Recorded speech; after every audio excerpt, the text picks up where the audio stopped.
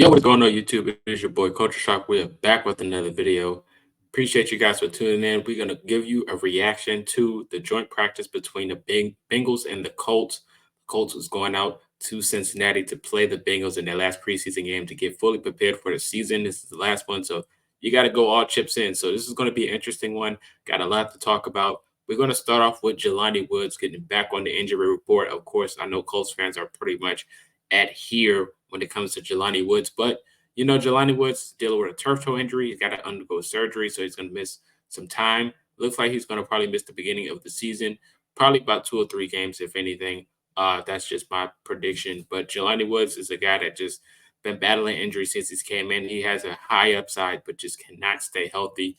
It is unfortunate. I know Colts fans are pretty much at the end with Jelani Woods and talking about, when it comes to roster cuts as well, we don't know what the future may hold for Jelani Woods. Jelani Woods, like I said, has a lot of potential. And this could be one of those scenarios where if it doesn't pan out for Jelani Woods, he might end up going to another team and actually panning out to be better than when he did when he gets the opportunity to actually get on the field. Uh, with Jelani Woods, like I said, on the brink, we don't know what the future may hold for him. But I think there's still a spot for him moving forward for the Colts. Like I said, he's not the guaranteed starter anyway. It's going to be Marley Cox and Kyler Granson for what we know. Jelani Woods, there's still a spot for him in this offense. Shane Steichen is a mastermind of getting people involved. So I know whenever he does get his chance, he's going to see the field and get some reps. He's going to go out there and have a nice season. He just has to stay healthy. It's just that simple. We've seen what he can do when he is on the field. We've seen the explosion. With his size and his height, I think he definitely has a chance to be really solid.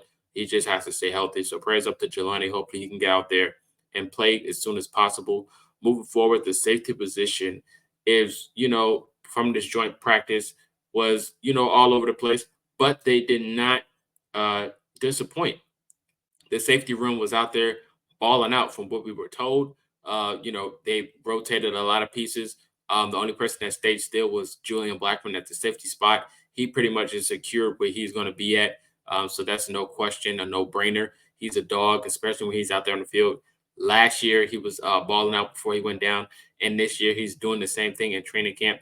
And just repetition. He's that guy. He solidified his spot. The other position, the free safety spot, Nick Cross, Rodney Thomas, and even Rodney Harrison Sr. has been rotating in all pieces, and they all have been performing against the Bengals. The Bengals have been struggling against our defense from the joint practice and from what we told, which is a good sign because a lot of Colts fans question this defense going into the season and the fact that they went up against the Bengals and they pretty much gave them a fit. It's a good sign to see. So this is just practicing what I preached going into the season, having faith that this defense will figure it out. A lot of people, canceled out the defense when they played against the Cardinals. When you're going up against the Bengals, which is pretty much more of a formidable opponent, of course, this is training camp. A lot of people are, oh, you can't get a lot of things away from the training camp. But this is the last training camp, the last joint practice that you're going to be getting until you get into the season. So you got to lock in. You're going to throw out your guys. Your starters are going to be out there a little bit longer than normal.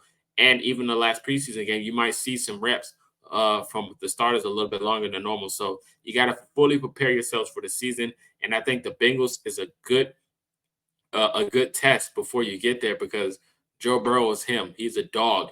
He's my mini goat, alma mater LSU. You know how I have a fan crush for LSU football. Joe Burrow is that guy. He was throwing some beautiful passes for what we've seen from social media. So that's a good sign to see. But the defense gave him fits, and it's just that simple. And it's a good thing to see. We've seen Jalen Carley's have a lot of good plays. Jalen Jones had 2 picks, which is another thing that Colts fans are probably like, well, this is why they didn't go out there and get anybody because the potential that you have in these guys. Jalen Jones is a guy that's under the radar, again, a late pick, a corner that's young, that's going to be out there. He's going to have to go out there and ball out, and he's been doing that.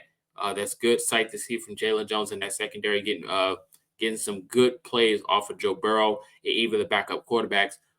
Zaire Franklin and EJ Speed was out there wreaking havoc. Quiddy Pay, from what I heard, was out there playing some good football in reps, getting repetition. Tyquan Lewis is another guy.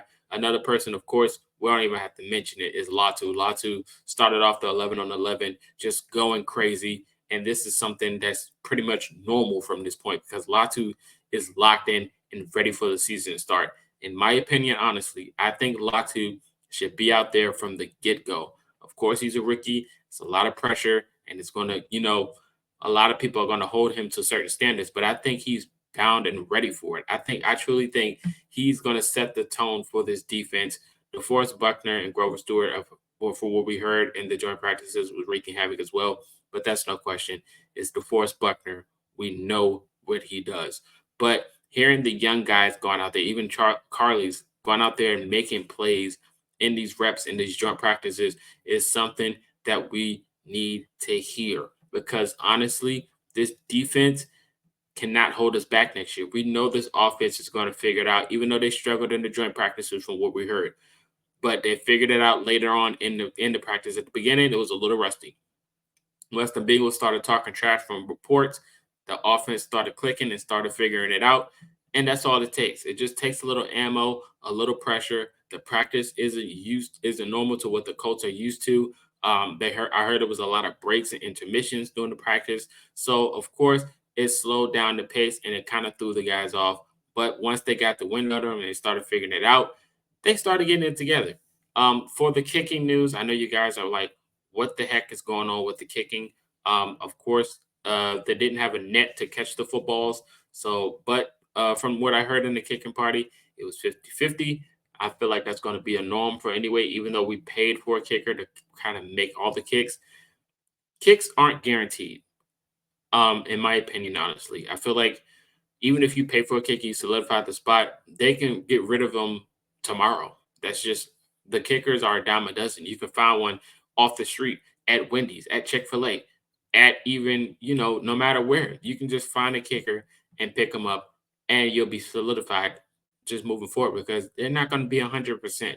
No matter how much money you pay them, they're not going to be 100%. So it is what it is at the end of the day. Dio had a good day as well. But, in the red zone, I think the Colts defense had a good red zone defense in these joint practices. So I'm looking forward to seeing how this game's going to turn out. Of course, we do not give score predictions in preseason games, but I'm looking for the intensity, the effort, and the scheme.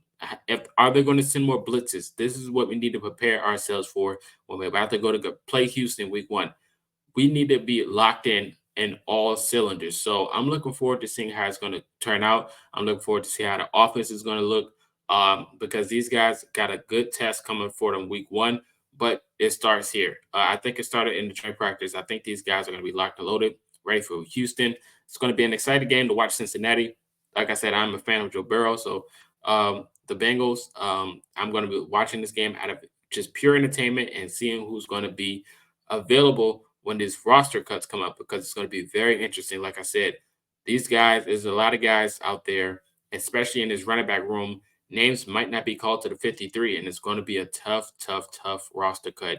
And I know some of our favorites might not make it, but it is what it is. You guys let me know your favorites in the comment section, all of these things. And until next time, after the game, I'll come back with you guys my reaction. I might even go live to the game, but you guys have to stay tuned, turn in the notifications. This is Culture Shock, and until next time, I am out.